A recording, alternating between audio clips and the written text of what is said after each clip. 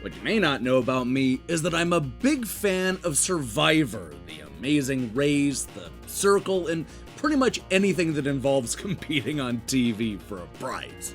And while I doubt I'd be any good at them, I would love to see if I could survive being out in the middle of nowhere, or even spend the summer in the Big Brother house.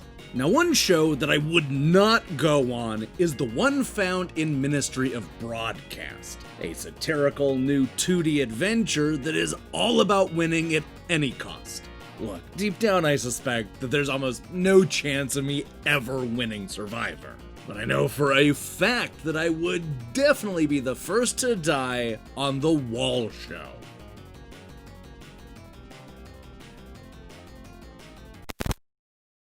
This is an Orwellian story about a man who is forced to compete on a TV show for a chance to be reunited with his family.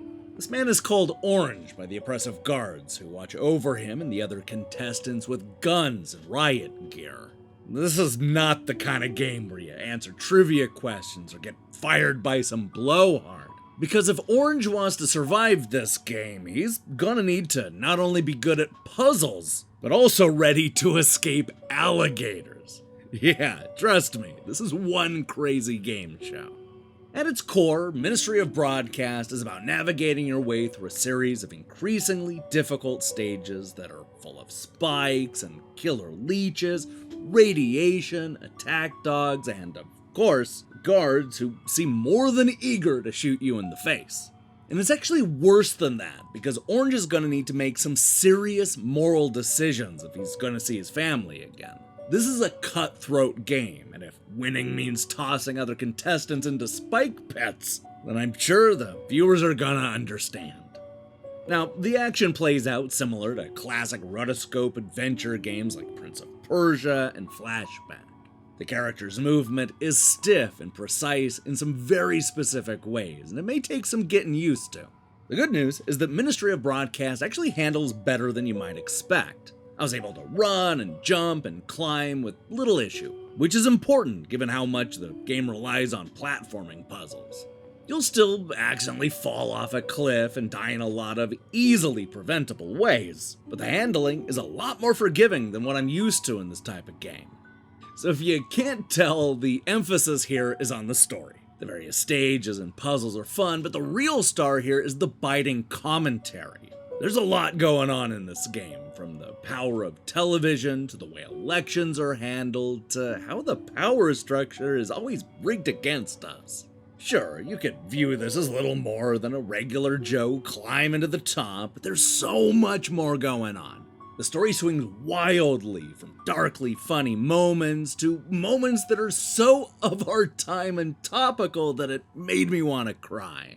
The story is easily the best part of Ministry of Broadcast, and I love that there's so much of it. The game takes the time to just be with Orange as he comes to grip with the Wall Show. We spend a lot of time talking to the psychologist and getting to know some of the other contestants, all of which helps to flesh out this dystopian world and ground the story.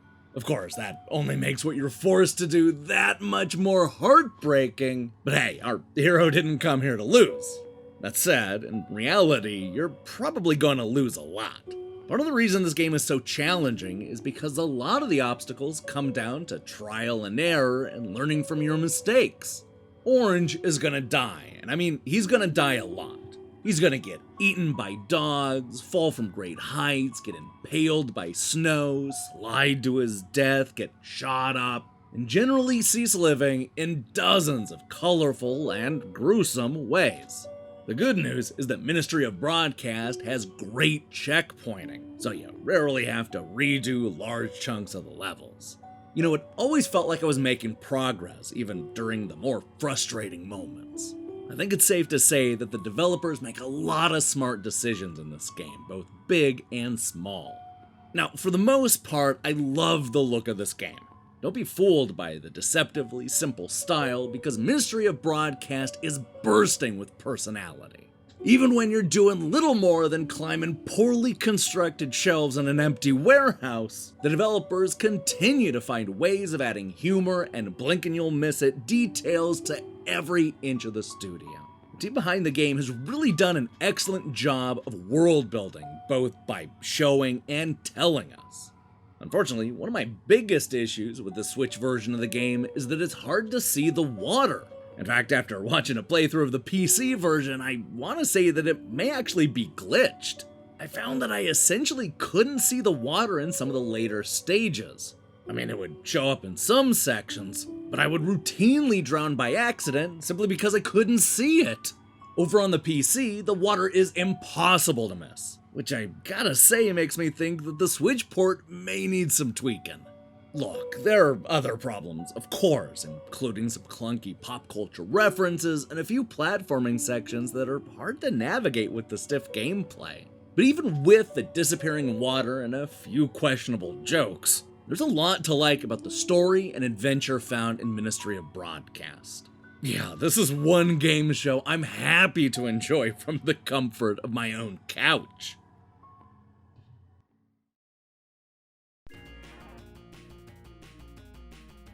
With a great sense of style and a biting commentary, Ministry of Broadcast is a confident debut from a first-time developer. This is a satirical take on a dystopian game show where the contestants will need to do anything and everything in order to reunite with their families.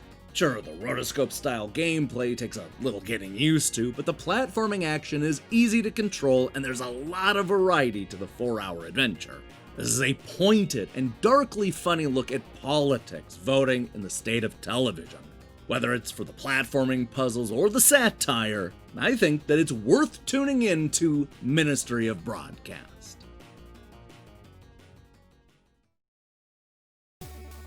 Hey, thanks for watching our review.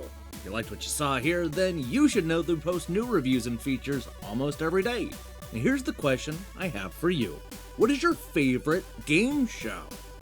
Look, it can be on the TV or in video games. I'm just gonna let you decide. I can't wait to see what you come up with in the comments below.